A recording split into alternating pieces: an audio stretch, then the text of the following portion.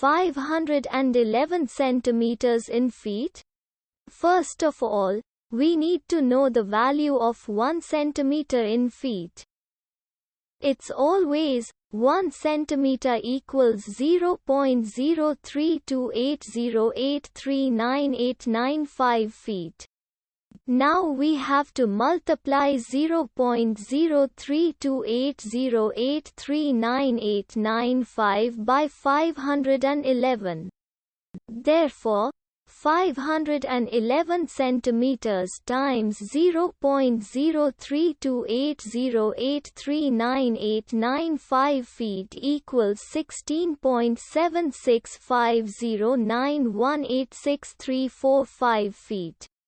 So, in other words, 511 centimeters equals 16.7650918634 feet. We hope you have enjoyed this video.